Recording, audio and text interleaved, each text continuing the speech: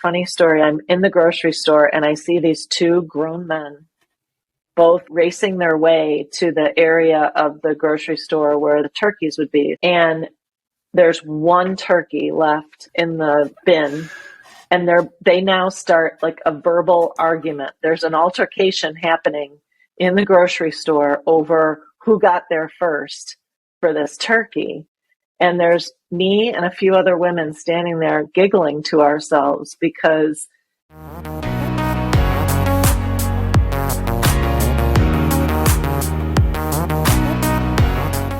thank you so much for joining us for another episode of the Life Money You podcast. And I am here with my regular co-host, Bjorn, but we have a special guest today, Bjorn. And would you like to introduce who we've got joining us today for this special holiday episode? We do have a special guest, Jill Salmons, who is both of our leader, and she has been a friend and a boss and everything in between. She leads our brand strategy. Jill, I feel like you're involved in just about everything at BC. We actually met about a decade ago when I was working in a different well-being position at one of our company partners, and Jill and I were out getting bagels for lunch and learn. A very memorable moment. And since then, we've stayed close, and now we get to work together, which is wonderful. And Jill has a ton of experience in marketing. She's led this wellness program for the whole decade and has gotten to see it grow over time, and now has recently taken on also the wealth advisor area at BCU too. But you also have a family, and I think that's maybe a little bit of where we're going to go today. So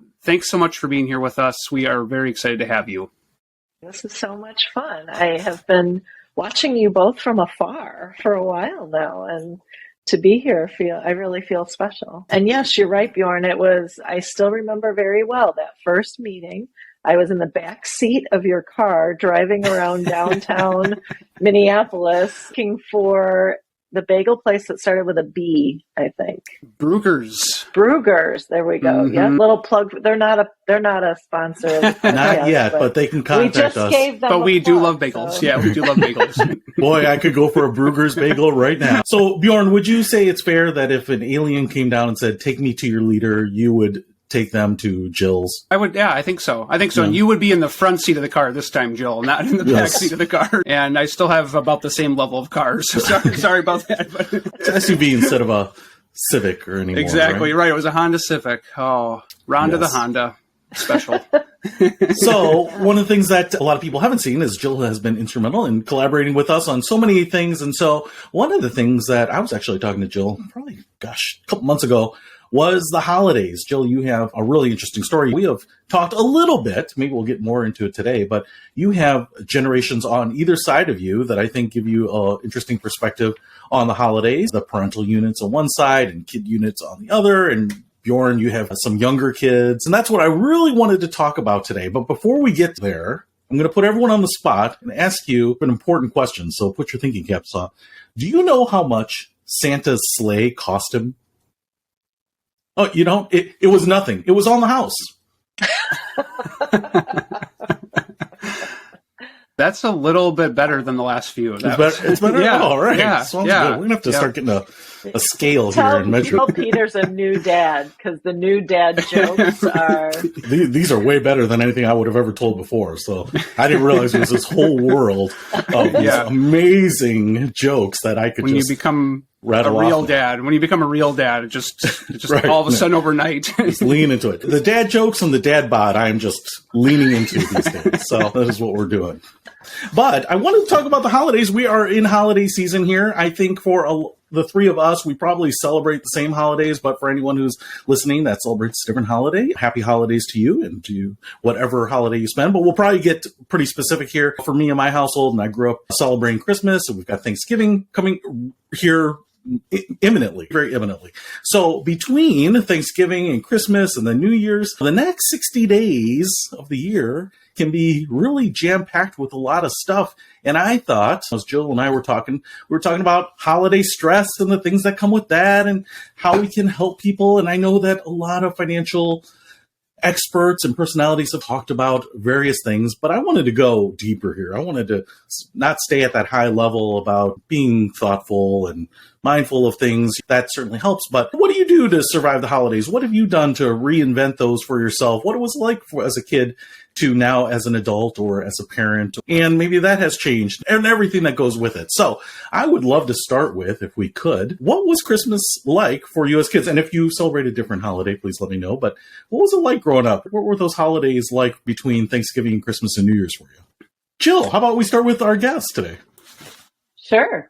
I remember those years fondly. I also remember them being very chaotic. I remember Mom being always disheveled, but my fondest memory, and I do celebrate Christmas, but it wouldn't matter what holiday we celebrate. We had a lot of Jewish friends, so we would celebrate Hanukkah with friends as well, and there were gifts associated there. My mother has this magnificent gift for wrapping, and she would convert one of the rooms in our home to a wrapping room during the holidays. And watching her create things out of wrapping was just a wonder.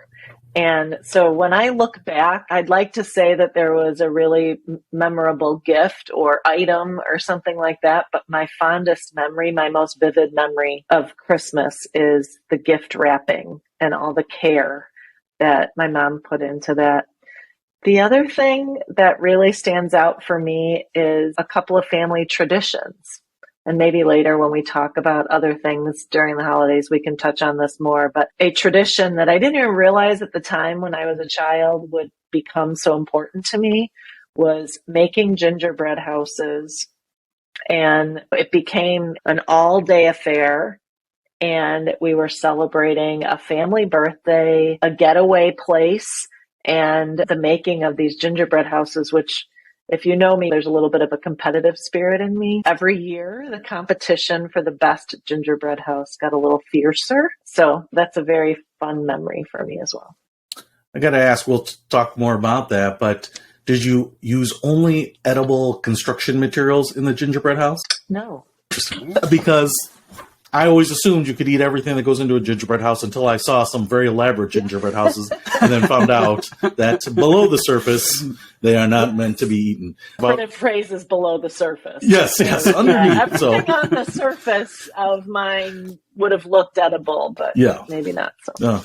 Nibble on the shingles or anything that looks like a gingerbread. And so were your mother's packages perfect? Like the sharp edges, points on the folding paper? Is that what they were like? Perfect. And she could look at a box and know exactly what size piece of paper. That blew my mind, that she never even had to fake measure the wrapping on the box. She could just eyeball it and know what size paper she would I'm need. Very jealous. I will tell you that is not my skill. What I try to do is I put something down and try to get the one side looking pretty good, and I just kind of pull everything together, kind of like a bargain basement facelift, the other sides, and then usually use a piece of packaging tape to hold it. But then it looks okay from the top. But if you roll that over, it's a big old mess. I appreciate someone who has the skill for that kind of precision work, because I do looking at packages that are nicely done. If you remember malls back in the day, you could actually buy something right, and take them to the gift wrapping station, and they always look beautiful afterwards and perfectly folded and trimmed. Yes, that was something I admired that people could do. Jill, did you get to open the gifts, or did you just only get to look at them? We did get to open them. Here's another little trick that my mom had. She always had this thing about she didn't want to ever give someone something hard without there being something soft to balance it out. And this went for birthdays and housewarming, anything she was giving a gift for.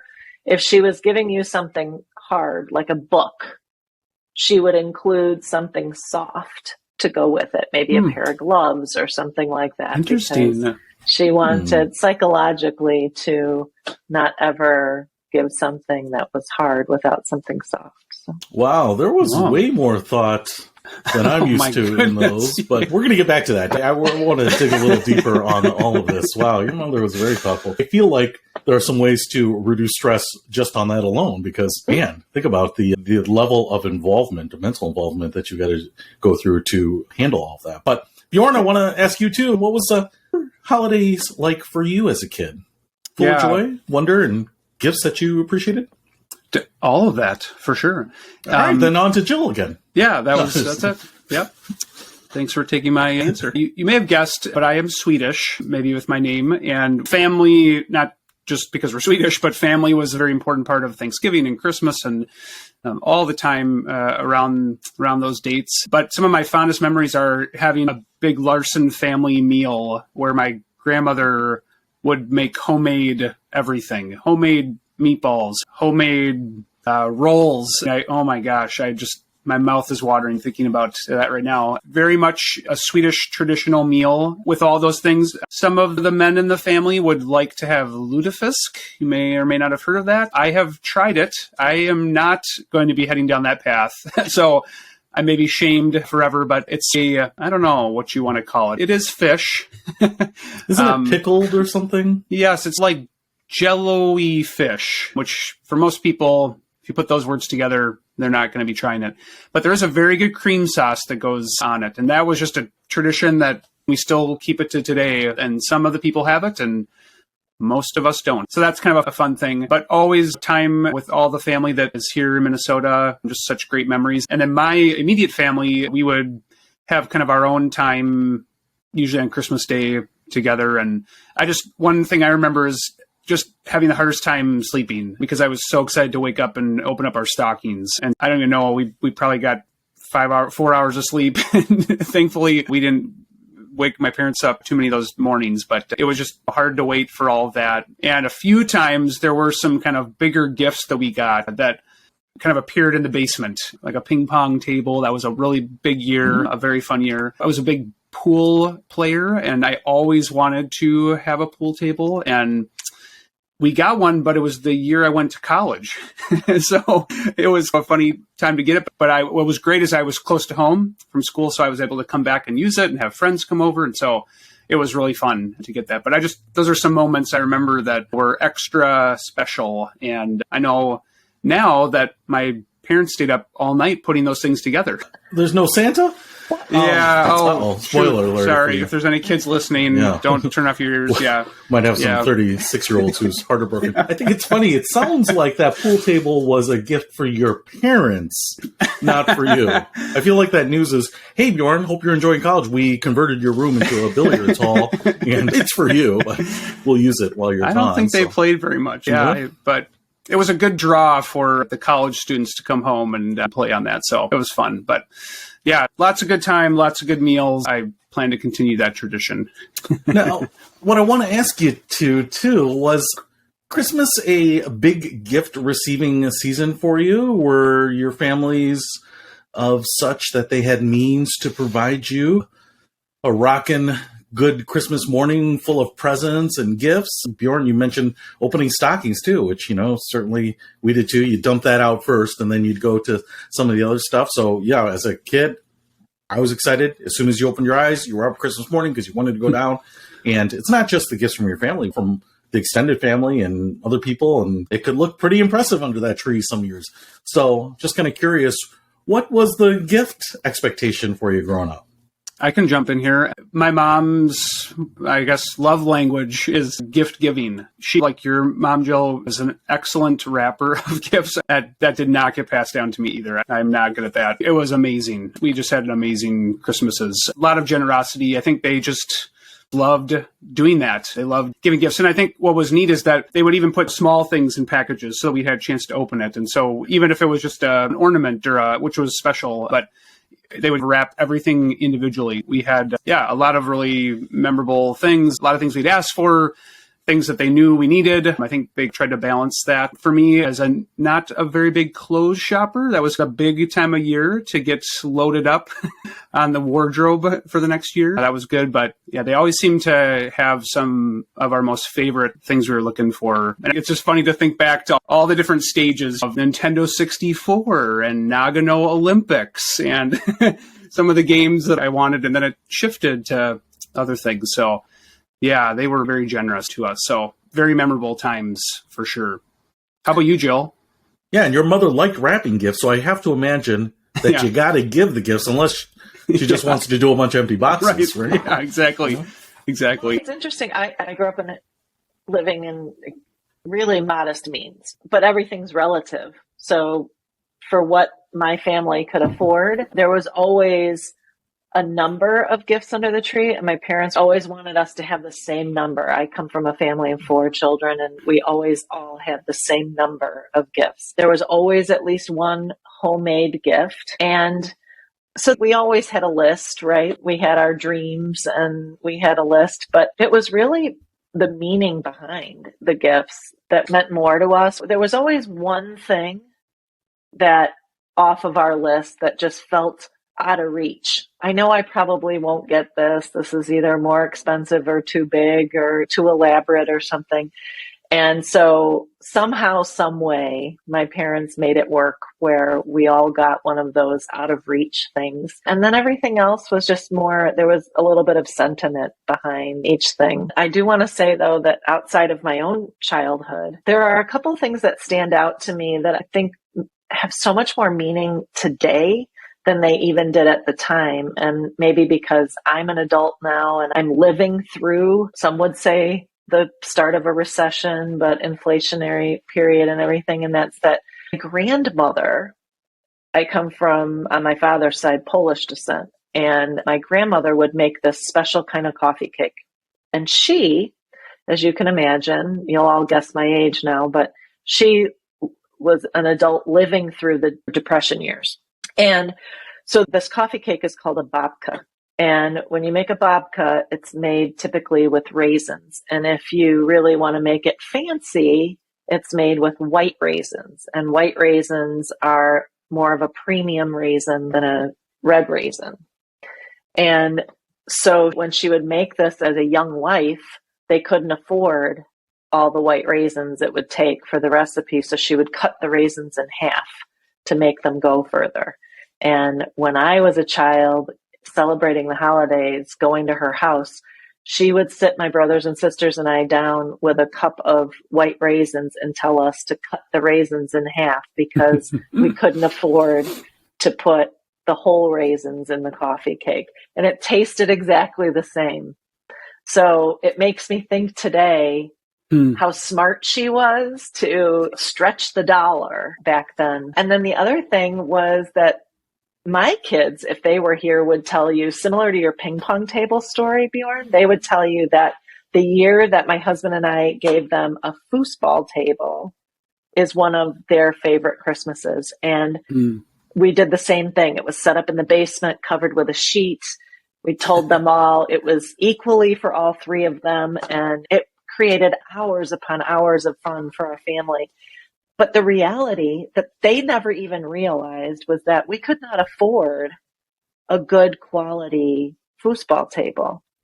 So we bought one used on what was then really popular Craigslist and drove to someone's house a couple days before Christmas and loaded up this foosball table in the back of the minivan and brought it home and hid it in the garage. No one cared that it had some dings in the plastic and that it wasn't brand new out of a box. It still was just as fun. So we were able to provide something that we otherwise couldn't have afforded. Interesting that you talk about having the experience, right? You kind of give them this gift, but it's about the experience. I don't know, this is an aside, but have you seen the movie 8-Bit Christmas? This will be a kind of an unpaid plug either. No, I have not. I think it was an HBO movie, but we watched it last Christmas, and it's about ancient history where a kid wants a Nintendo as a kid. It's a flashback to the 90s. And he's retelling the story about him wanting a Nintendo. And his father is trying to get him to understand the holidays are about the experiences and the memories and not the thing. And so I don't want to spoil the movie at all, but if you have not seen 8-Bit Christmas, and if you are someone who ever rented a movie at Blockbuster, I think you will have a special appreciation for this movie. There are a lot of inside jokes that other people would not get, and holiday traditions of seeing Santa at the mall, and lots of other things that aren't as popular anymore. So I would highly recommend that because, Jill, I think your story is that story, but in real life. And it's a good one. It's a feel-good movie.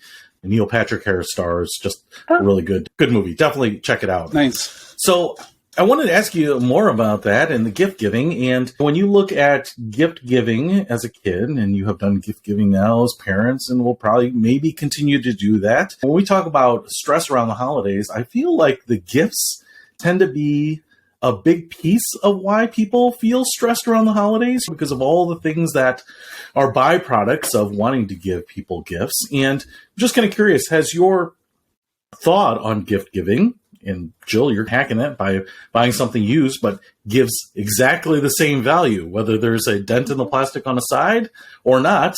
Seems like your experience of playing foosball is going to be exactly the same. But have your thoughts about gift giving changed or evolved, or have you made adjustments or come up with tips or tricks or hacks to make the gift giving more bearable and pleasurable at the same time? Yeah, I would say just because I love gift giving, but I don't love gift giving because something might have more monetary value than something else, or that I feel like special because I can afford to give someone something of high monetary value.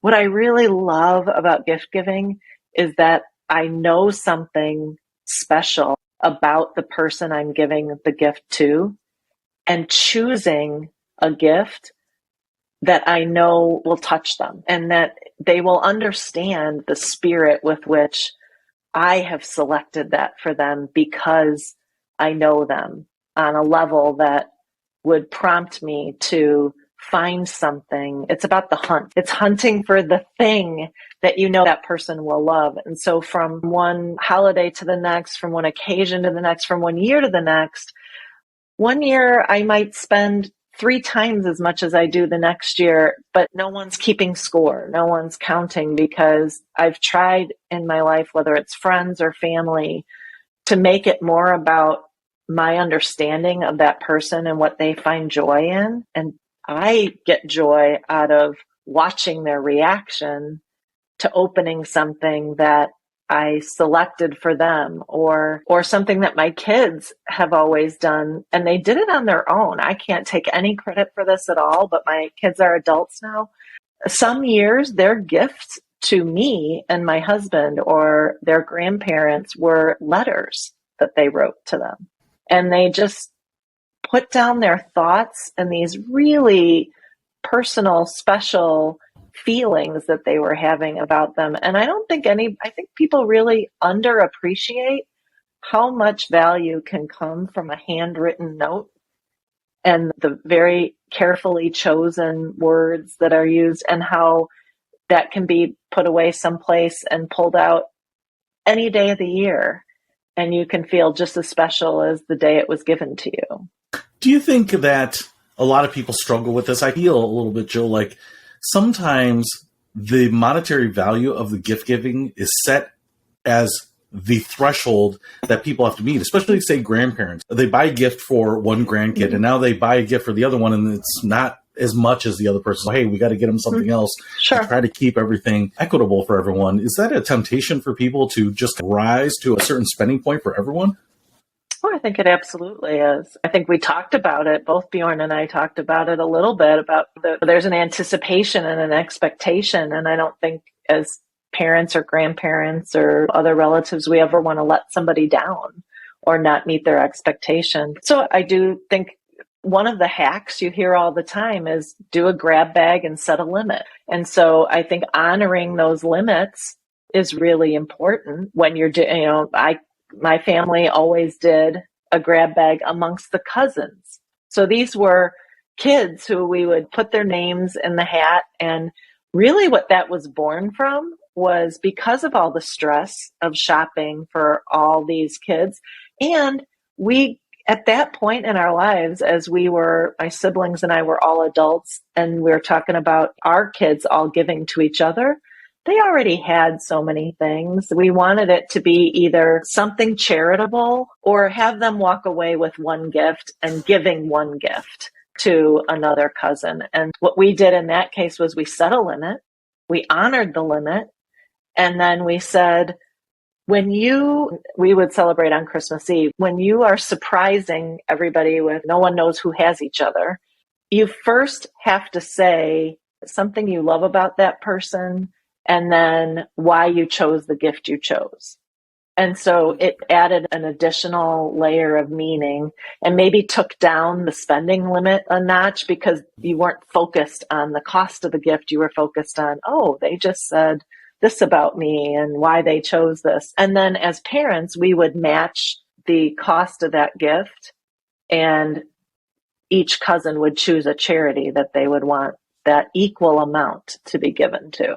So the kids were raised with the idea of getting and giving at the same time. I like it. One of the other things, and I thought about this before, the white elephant type of gifts, if you do some of those in the office and they set a $10, $20 price max, the fun thing about that sometimes is trying to be creative within your budget, trying to find something that's unique or off the wall. And so I think sometimes it can do double duty, get your spend lower, but also help you maybe think more outside the box on some of those as well. Kind of curious, Bjorn, what about you? 4 girls in the house, all young, probably primed for receiving a Christmas tree full of gifts. Just kind of curious, what does Christmas and gift giving and budgeting and all that look like for a family of 6? Expensive. Yeah, my kids have started to discover the magazines in the mail, and now that's like their favorite thing is to, I don't know why we let them look at those, but they look through it, and my oldest goes through and circles everything and puts her name now next to all of the gifts. I mean, there are probably 200 things in there, and we probably have about 150 of them circled. There's a lot of things to choose from. So initially, when we had just 1 or 2, we just did whatever. But now 3, 4, we got to start to have a little more structure. We have adopted the 4 gift idea: something you want, something you need, something to wear, something to read. That's been our method. It's worked very well. We definitely are following the equal number of gifts, Jill, like you said. They get gifts from both sets of grandparents. They get gifts from aunts and uncles. They get gifts from great aunts and uncles. We only have so much room in our house. So I'm not concerned about how much they're going to get. We do have a dollar limit, but we don't try to do an equal amount of money for each of them because, like, my 1.5-year-old, like, her gifts are going to just probably be less expensive because of her age. But we do stick to the 4 gifts. She rounds the numbers out, right? To exactly, the whole right. dollar, so she doesn't. Yep, she's doing mental accounting. She's okay, but when I get older, you better make up for it. Yeah, so that keeps it a little bit under control. We've had a lot of talking this year already about what we're thinking, and I'm all in on experiences. I think that is challenging with younger kids because they don't do the 1-for-1. They're kind of like, that was nice, but now I'm ready for my presents. They want to open something. So I'm not sure exactly what we'll do there, but we have talked about like a bigger gift to have all together where we're, doing like a indoor water park or going to a show, like a concert or something like that, which I think would be really a special memory, but we have to figure out the translation for them. Maybe we'll give it on Christmas as a gift and then it'll be happening after. And that's one way we can get around it. But yeah, we have had to set some kind of parameters on that. And I think it is hard with young kids because I want them to dream big. I think that's the fun part about all this is that they get to dream big. But some of the ideas are a little bit of a stretch for mom and dad right now. It's always a balance. And I think the nice thing is that they have so many ideas that we can give some of those to other people too. And so that helps on that front for them to get a few more things.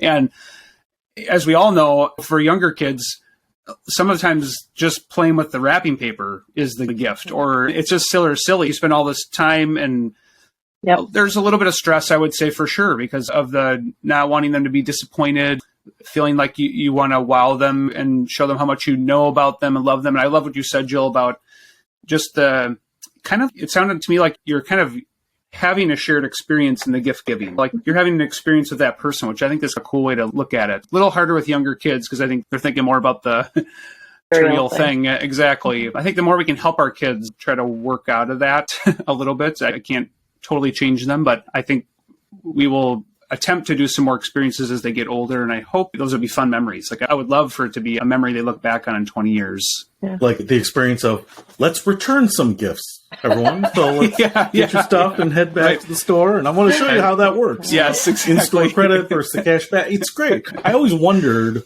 why I keep getting mail order catalogs in the mail. It seems so antiquated, but now I know they are smart like a fox, Bjorn. We were at Target last night and we're in the self-checkout line, just doing like a normal Target run, and we're all together. And they got a stack of these things right next to and it's, wonder why they have them sitting there. And then all my kids wanted to take one. I was like, no, just one.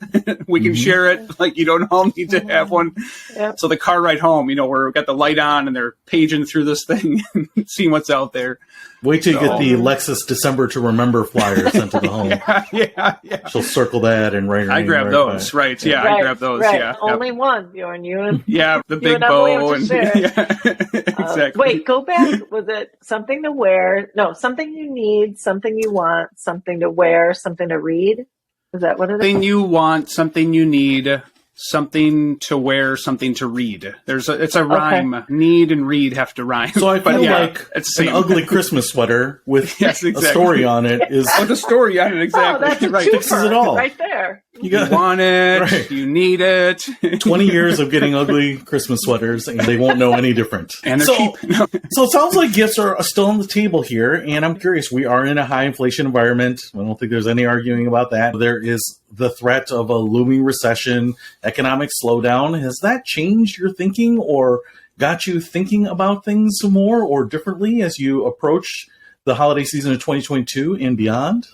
Yeah, I'm definitely thinking about trying to get ahead of the game here. I did see that some retailers are starting to do early Black Friday sales. And so I think just trying to take advantage of some of those options. I think per some of the other conversations we've had, Peter, on the podcast here, are looking for gift card discounts, looking for other coupon codes that you can apply. There are small hacks that can add up to big savings. I'm just thinking of 4 times 4 is that 16 gifts right there just for the family. And then my wife and I, and then extended family. So it starts to add up fast. And I think we'll have to probably do a little work on figuring out who are we getting gifts for. And it's possible this year that will be fewer people, because we won't be able to afford as much of a reach as we've had before. So there might be some realities, but I think we can start with just within the same world as the past.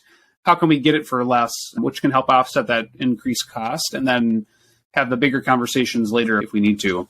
How about you, Jill? Any thoughts on that? Yeah, shared a couple of them already, I think. But one additional one that comes to mind is that during the holidays, it's usually a time where my husband and I will make it a point to invite friends or extended family members out for dinner. And it feels like every Friday or Saturday night in the month of December, we're booked going to one of these holiday dinners.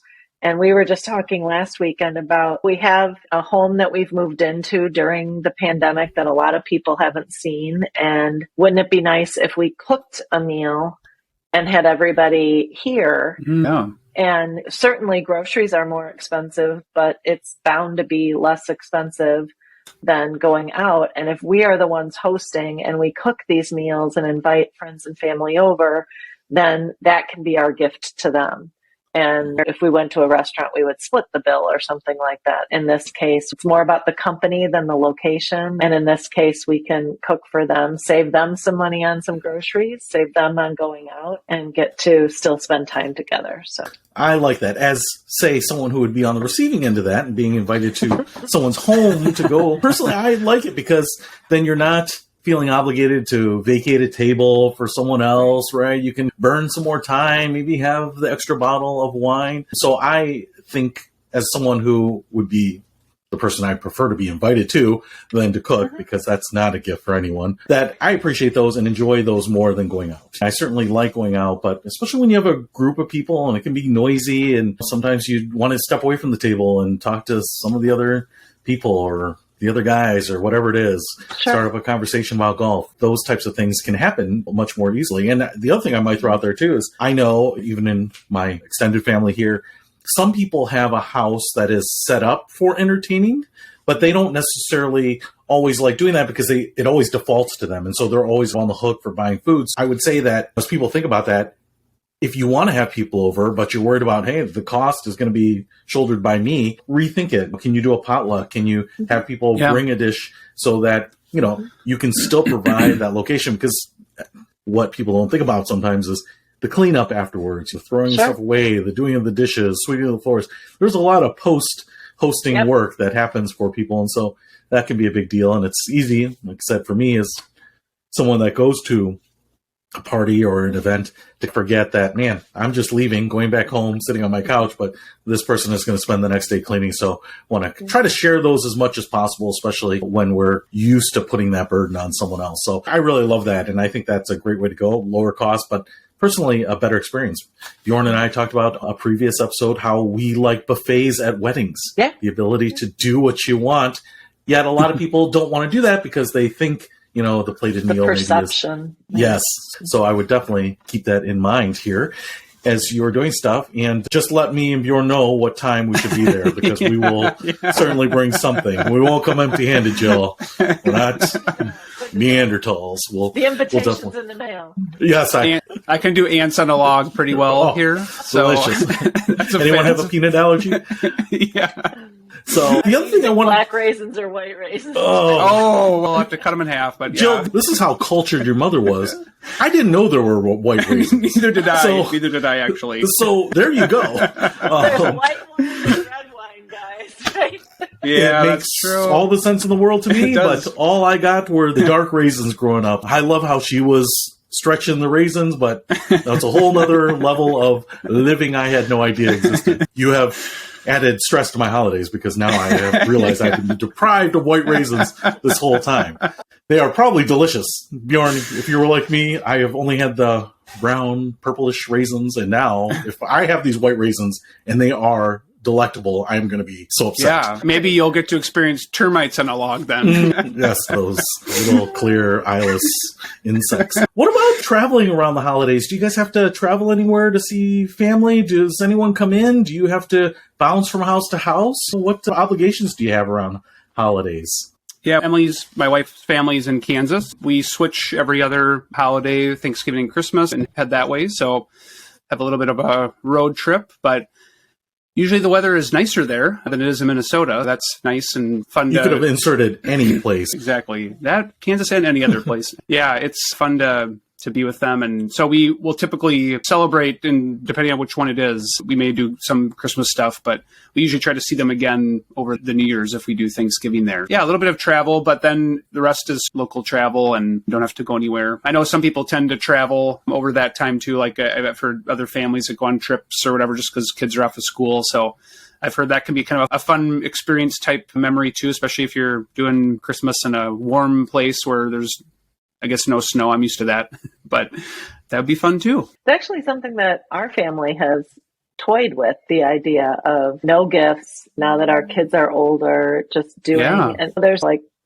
moods and how people feel around the holidays. And if you've experienced any kind of a loss and you're grieving at all, or things just for whatever circumstance aren't the same, maybe a divorce or something like that, and the holiday doesn't carry the same traditions and as it once did, traveling can be a really great escape from that. So, that for many years, there was a whole routine about how we went about the holidays. There was a specific house we went to on Christmas Eve. We were at home Christmas morning and another relative's house Christmas Day. Now things have changed, and that routine, for many various different reasons, can't happen and doesn't happen anymore. And is it time for our family to make some new traditions? And eventually things will come around to my kids having kids or families of their own, and we'll need to settle back into a homebound Christmas. But what matters is that we're together.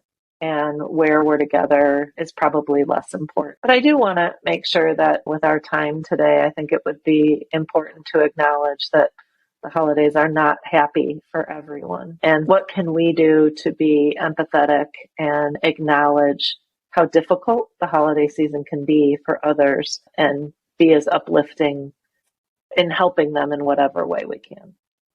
I think a great point. And the reality is, if you are getting older in life, just another day in the life bucket, there are going to be fewer people sometimes. And sometimes those traditions of holidays that have people in them are going to be different. And yeah, a lot of people are going to experience them differently. And I think that's something where I like what you were talking about, maybe just rethinking what the traditions are. There are a lot of traditions that I like. They're good memories. They're fun, whatever. But just because you have done something for however many years, or your parents or your grandparents did them, doesn't necessarily mean that you have to do them. And what we've talked about before is, where are you getting value and what is taking away value? What is taking away from the experience? Are you doing things like gift giving? We've talked about this before too. People like to give gifts. I think some people like to receive them, but it's not without some sort of cost. Effort, time, if it's a low-cost gift, sometimes the monetary cost. I think the data has shown there's a lot of credit card hangover after the holidays because of all the expenditures, whether it is buying stuff, gifts, travel, just the cost of entertaining and all these other things. And yet we continue to do it, maybe sometimes just because we think we need to.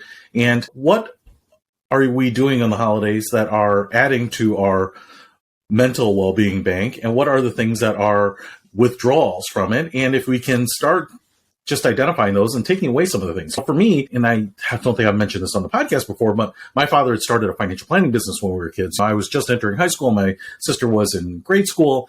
And one of the things that was happening is all the money was going to the business. And so we weren't having extravagant Christmases to begin with. That first year or two, my parents said, listen, we're not doing Christmas gifts. And the funny thing is, as a kid, you don't really believe it. You almost think, maybe this will be the best Christmas ever. Maybe they're just playing with my mind. But when you get to Christmas, and it is some chocolates, it's a dinner, but there are no gifts per se, it starts to dawn on you. And while I probably, and I know I felt slighted and some, unhappiness with that, my sister, being a little younger, I think took it even a little more personally. So depending on how old you are, you feel like you're missing out. But then the next year, maybe we gave a gift or two, but the gifts never really came back. And it wasn't necessarily because the business didn't get there, but it was a lot because once you take that away from the equation, we were enjoying it, like you said, the experience more. I remember a few years later, instead of getting Christmas gifts, because we weren't doing it, one of the things that we did is we got up Christmas and we were told that, hey, tomorrow we're going to go to the mall and you each get $100 to buy whatever you want. And then, of course, the mall, again, for those of you who are old enough to remember, everything was 60% off, right? After the holidays, there's just clearing out stuff. That was a fun experience. You felt like you had some freedom. And like I said, we never really got back into the gifts. I even just saw my parents recently, and they're coming back into town on Christmas, so we'll get to see them. But we're going to go out to a show, tickets to a play that I bought 3 or 4 or 5 months ago. And that's the only thing that we're doing that's an exchange of any type. Otherwise, it's just kind of like you were saying, Jill, whether it's foosball, Bjorn, whether it's getting together with family and going out and doing a family event.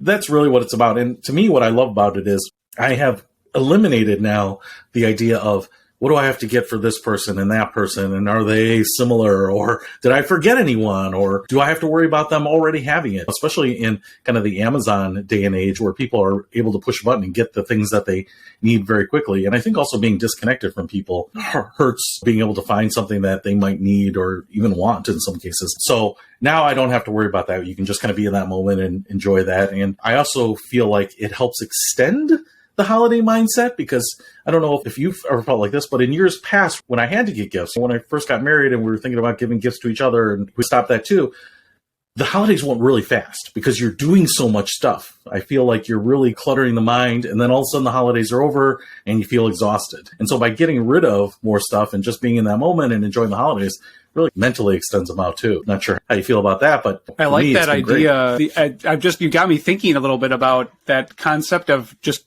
giving my kids some money and going on a little bit of a shopping spree. I mean, that could be really fun.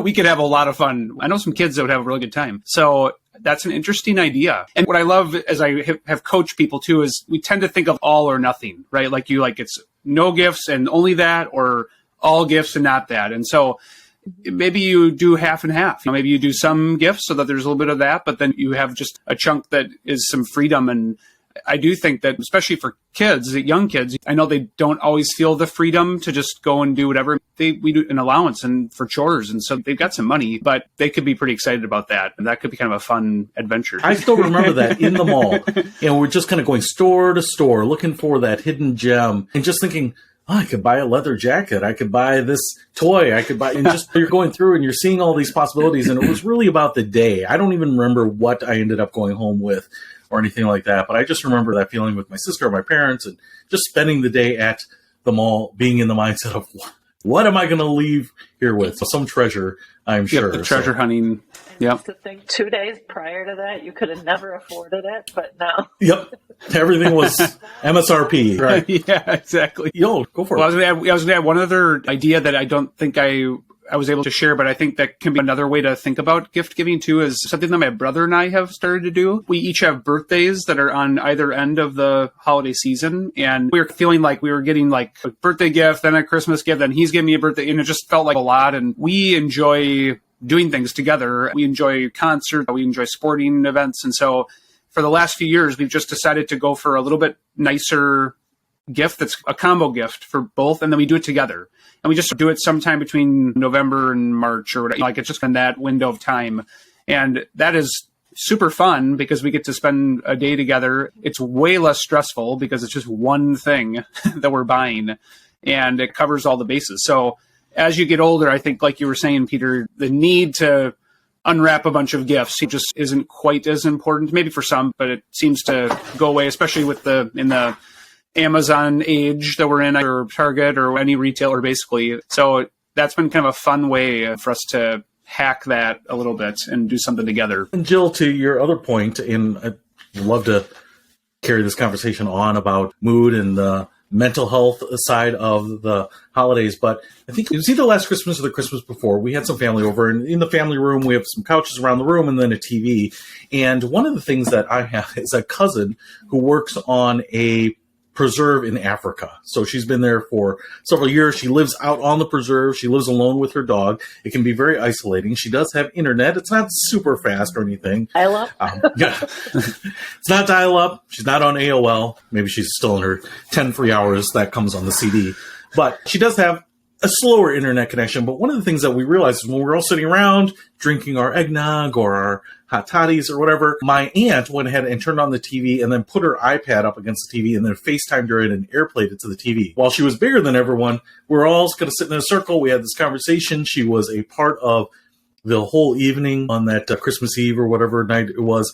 I thought, what a great idea to bring someone in. You know, she was part of the conversation, talking to people. Sometimes some of the kids would run up to the TV and talk to her. And like you said, as opposed to it being by yourself in your hut on a preserve in the middle of Africa in the darkness, right? Now all of a sudden you're part of the festivities. And I think the technology can really help in a way that in previous years it couldn't. I know that for her, she really loved it when she did come visit. She even mentioned how much she appreciated being dialed in, and it was something I didn't even think about. It was something that someone else did, and I think it made a big difference. Including some of the people is probably easier, and I think it can go a really long way for some of the people that need it. Yeah, so one of the few silver linings of the pandemic that we've learned how to connect together even when we're not together. And where you hear on the news stations, you're already hearing it about how which day of the Thanksgiving weekend is going to be the busiest travel day, and if it's going to be air travel or car travel this year, and all those kinds of things. And then the reporters are always at the airport to show how long the lines are and everything. In times when the dollar doesn't go as far and we all have internet, or most of us have internet now, even if you're on a preserve somewhere, you can still be together. You can still connect together without the expensive travel. And it's always better to be able to touch someone and hug someone and have a live conversation. But if you can't, there are alternatives now that I think, again, just very few blessings from the pandemic, but that would be one of them from my perspective. Yeah, I was also thinking too, as you were sharing that, Jill, and it's a great reminder of just how different people think about the next couple of months and how it's not all fun and exciting. But another way, I think, to maybe you're talking about getting away, and that could be kind of a good thing to do. Another thing that we have done before, which I think can also have a similar effect, is giving back your time and energy, like working with an organization. Like we've done that as a family where I think on the Friday between Thanksgiving and the weekend, we've done the Meals on Wheels thing, or maybe it was Thanksgiving morning. And we showed up super early, but we helped pack meals and we got to go deliver it to some families. That was so meaningful and just great to be able to bless another family. And there are oodles of opportunities. And so that can just be another way to, if you're going to be spending some of that time alone, or if you have options of getting together with some friends and doing that together, it can just be a great way to think about others, help others, and can cheer you up too through that experience. For sure. Yeah. The giving back is so important, and it really does fill your cup, so to speak, when you don't even realize it would. But I think I would propose that we have an opportunity here to take something that I feel has become more trendy, and that's in the last 5 years or so, I've been hearing the term Friendsgiving a lot more, where you have a Thanksgiving that maybe is among your friends and not with your family always. Why can't we extend that throughout the whole season? We all know somebody who's alone or lonely and can't be with family or doesn't have family. So why not take that Friendsgiving principle and carry it through the whole holiday season? Because there's plenty of people that need it. Well, and the other thing that I love about the Friendsgiving and the Thanksgiving is that turkeys are actually a really good value for the amount of food you get out of them. Exactly. So I love Thanksgiving, and I will say that if you don't like cooking turkeys, which is something I don't personally enjoy, they do make the turkey in the bag. You poke a couple holes on it, you put it in the oven. It's already seasoned, ready to rock. So that's a easier way to go. But if you are into preparing your turkey, you can get a lot of meat for the dollar. And so if you like turkey sandwiches and all that, another good hack. And then, like I said, gives you ample opportunity to invite friends over, to have a meal, to make a meal, drop it off. I would encourage people that if you're looking for a way to make a difference in somebody else's life, if you go to YouTube or Instagram or TikTok and you just type in the search terms feeding hungry children or meals for hungry children and watch some of those videos, you might not think your $5, $10 donation goes very far, but they feed a lot of hungry, many times orphan kids in a lot of different countries with your money. So if you're looking for something meaningful, I think that can be a great way to go. And if you watch some of those videos, I will tell you what, if you have strings on your heart, they're going to get pulled. It can be a great way to spend some money if you think, hey, maybe some of these other things are more trivial. You're not going to make the impact. What a great way to go. We could carry on so many things. I have so many other questions for you. We didn't even scratch the surface. So we might have to check your calendar again, Jill, and have you on another time here. But before we go, I would love to do a little popcorn here. What are some of your favorite tips or tricks for the holidays? Things that might save money, things that might be fun, things that you might have discovered, whatever it might be. And one of the things that I would throw out here is that I didn't even think about this until my parents came and visited last weekend, and my father brought his newspaper along. Do you remember these? Big format, the news is printed on them physically. But the funny thing is, when I remember when we would do Christmas gifts, very few Christmas gifts after we turned off the Christmas giving in general, my parents would wrap the gifts in the comic pages. That is brilliant because we actually bought a few rolls of Christmas wrapping paper or holiday wrapping paper, and it is really expensive. So if you don't want to do that, it may be worth spending 50 cents and buying a newspaper and just using that because, as Bjorn, you said a little earlier, I don't think the kids care. They are just getting through the paper regardless, yeah. Right? If you are looking for a hack that way, it could be something. But how about you guys? Movies, fireplaces. What are your favorite things? What are the favorite things you like to do that maybe we should give a try? Yeah, another hack in the same vein of what you just said that we carry on throughout the year are we buy a stack of 500 cards, just blank with the envelopes, all different colors, and we just write our own notes, and we don't spend $5 a card. And honestly, they're more meaningful because we write the whole thing, and you can say whatever you want, and we probably spend $5 on that whole pack instead of $5 per card. So we just do that for every gift, every holidays. For Christmas, we don't do cards. We just do like a name on a package. That's another kind of inexpensive way, but you can save a lot, actually. I don't know how much you spend per year on cards, but holy cow, they get expensive. Yeah. I guess mine is more of a tip than a hack, really. A funny story, I can remember running to the grocery store on Thanksgiving morning one year for, what did I forget, cranberry sauce or something like that. And I'm in the grocery store and I see these two grown men both racing their way to the area of the grocery store where the turkeys would be. So they're going to this refrigerated area in front of the butcher. And there's one turkey left in the bin, and they now start like a verbal argument. There's an altercation happening in the grocery store over who got there first for this turkey. And there's me and a few other women standing there giggling to ourselves because neither one of these grown men realized that turkey was frozen that they were fighting over. And there was no way that they were going to be able to serve that turkey that day, no matter how hard they tried. So it really didn't matter who got to buy the turkey unless they were worried about who was going to serve it in about a week, because that's hilarious. How long it was going to take to defrost. So my tip is, remember that if you have a frozen turkey, it needs plenty of time to defrost. So if you're not buying it fresh, and here's the tip, a day for every pound. So it takes a long time to defrost a turkey, and so you've got to give it that time.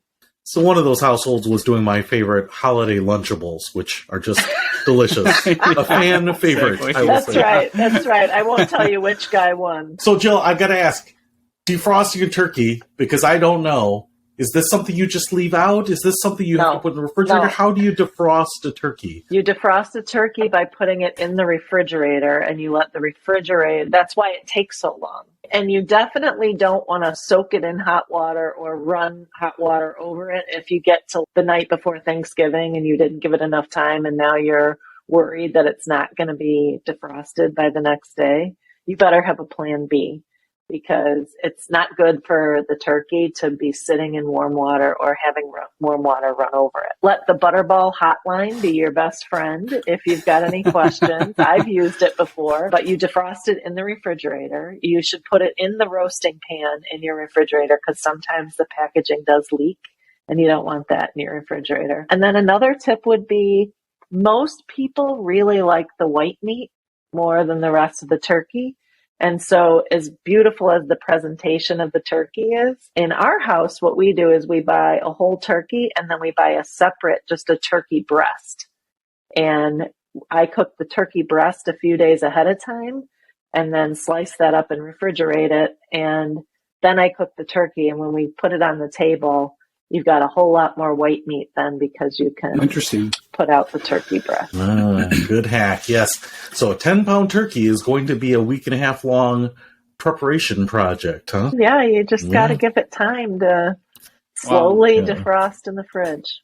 And you heard it here, folks. If you forget, you can just shower with your turkey, and that hot water will speed up the defrosting process, and it will be delicious. So just use shampoo and body wash on only the outside. So that sounds great. I think everyone is going to have a very nice holiday because of all of the great tips here. But like I said, so much more to decode here. I know a lot of people deal with a lot of stuff, whether it is mental or financial, emotional. The holidays bring up really good stuff and sometimes very painful things. And so what we want to do is wish you a happy holidays, but hope and provide you as much of our insights on how we get through the holidays with as little stress and as much happiness as humanly possible. So that is our discussion today for Life Money You, where we talk about life money so that you can get some ideas to help yourself out. So I want to thank Jill for joining us today, and Bjorn, as always, for your tips. And we will see you next time. Thank you. Thanks, everyone.